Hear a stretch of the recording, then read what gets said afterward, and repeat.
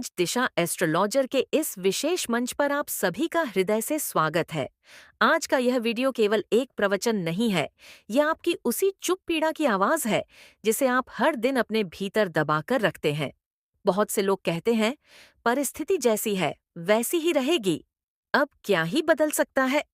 लेकिन क्या सच में जीवन ठहर जाने का नाम है, या फिर हम स्वयं अपनी परिस्थिति को जकड़ कर बैठे हैं? आज की यह कथा श्रीमद् भगवद गीता के गहरे अर्थों से जुड़कर आपके जीवन को एक नई दिशा देने का प्रयास है। कभी आपने ध्यान दिया है, जब जीवन में लगातार संघर्ष आते हैं तब सबसे पहले हमारा मन थकता है, शरीर बाद में। व्यक्ति बाहर से सामान्य दिखता है, लेकिन भीतर ही भीतर टूटता चला जाता है। नौकरी हो या व्यापार, पढ़ाई हो या रिश्ते, स्वास्थ्य हो या आर्थिक स्थिति, हर जगह एक ही प्रश्न घूमता है, मैं जितना प्रयास कर रहा हूँ उतना फल क्यों नहीं मिल रहा। यही वह क्षण होता है जहाँ गीता का ज्ञान केवल ग्रंथ नहीं बल्कि जीवन का दर्पण बन जाता है। गीता कहती है, परिस्थिति कभी स्थायी नहीं होती, परंतु जड़ सोच अवश्य स्थायी हो सकती है। जब व्यक्ति यह मान लेता है कि अब कुछ नहीं बदलेगा, उसी क्षण से उसका पतन प्रारंभ हो जाता है। अर्जुन के सामने भी तो परिस्थिति वही थी, अपनों के विरुद्ध युद्ध, भावनाओं का तूफान, भविष्य का भय।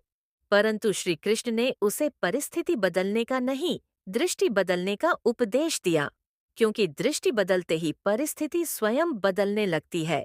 आज का युवा हो या अधेड़ आयु का व्यक्ति, सबसे बड़ी समस्या यह नहीं कि अवसर नहीं है, समस्या ये है कि मन अवसर देखने की स्थिति में नहीं है। शिक्षा के क्षेत्र में अनेक विद्यार्थी मेहनत करते हैं, फिर भी परिणाम मनचाहा नहीं आता। इसका कारण केवल बुद्धि की कमी नहीं, बल्कि आत्मविश्वास का क्षरण है। जब मन बार बार हार की कल्पना करता है, तब बुद्धि भी कमजोर पड़ जाती है। गीता यही सिखाती है कि पहले अपने भीतर की पराजय को हराओ। आर्थिक जीवन की बात करें तो आज धन कमाने के साधन बहुत हैं, परंतु संतोष कम होता जा रहा है। जितना मिलता है उससे अधिक की चिंता शुरू हो जाती है।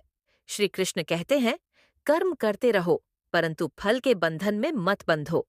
जब व्यक्ति केवल धन को ही जीवन का आधार बना लेता है, तब धन भी उसे चैन नहीं देता। लेकिन जब धन को साधन समझा जाता है, तब वही धन जीवन को सहज बनाता है। रोजगार और कार्यक्षेत्र में कई लोग यह महसूस करते हैं कि उनके साथ अन्याय हो रहा है। प्रमोशन रुक गया है, मेहनत की कद्र नहीं हो रही, या व्यापार में बार बार घाटा हो रहा है। ऐसे समय में व्यक्ति जल्दबाजी में गलत निर्णय ले लेता है। गीता का ज्ञान यहाँ धैर्य सिखाता है। हर रात के बाद सुबह आती है, लेकिन केवल उसी के लिए जो अंधेरे में बैठकर स्वयं को समाप्त नहीं कर लेता। प्रेम और वैवाहिक जीवन की बात करें तो आज संबंधों में सबसे बड़ी कमी धैर्य और समर्पण की है। पहले लोग रिश्तों को निभाने के लिए स्वयं को बदलते थे, आज रिश्तों को बदलने के लिए स्वयं को सही मान लेते हैं। गीता कहती है, अहंकार ही सबसे बड़ा शत्रु है। जब मैं सही हूं की भावना रिश्ते में प्रवेश कर जाती है, तब प्रेम धीरे धीरे मौन में बदल जाता है। सच्चा प्रेम त्याग में पलता है, अधिकार में नहीं। प्रेम और वैवाहिक जीवन की बात करें तो आज संबंधों में सबसे बड़ी कमी धैर्य और समर्पण की है। पहले लोग रिश्तों को निभाने के लिए स्वयं को बदलते थे, आज रिश्तों को बदलने के लिए स्वयं को सही मान लेते हैं। गीता कहती है, अहंकार ही सबसे बड़ा शत्रु है। जब मैं सही हूं की भावना रिश्ते में प्रवेश कर जाती है, तब प्रेम धीरे धीरे मौन में बदल जाता है।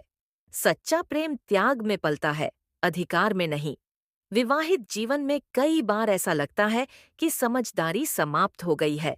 बात बात पर मनमुटाव, छोटी छोटी बातों का पहाड़ बन जाना, यह सब मन की अस्थिरता का परिणाम है। श्री कृष्ण का संदेश है, स्थिर बुद्धि वाला व्यक्ति ही सुखी जीवन जी सकता है। जब मन शांत होता है, तब शब्द भी मधुर हो जाते हैं और संबंध स्वयं संभलने लगते हैं। स्वास्थ्य की दृष्टि से भी गीता अत्यंत व्यावहारिक है। मन और शरीर का गहरा संबंध है। जो व्यक्ति निरंतर चिंता में रहता है, उसका शरीर धीरे धीरे साथ छोड़ने लगता है। रोग पहले मन में जन्म लेते हैं, शरीर में बाद में प्रकट होते हैं। गीता संतुलन सिखाती है, न अति भोजन, न अति उपवास, न अति श्रम, न आलस्य। संतुलित जीवन ही स्वस्थ जीवन है। शिक्षा और ज्ञान के मार्ग पर चलने वालों के लिए गीता आत्म अनुशासन का पाठ है।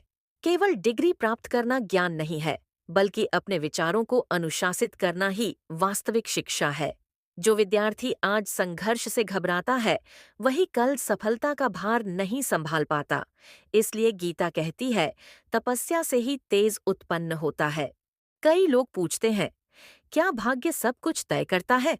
गीता स्पष्ट कहती है, भाग्य भी कर्म से ही बनता है। आज का कर्म ही कल का भाग्य है।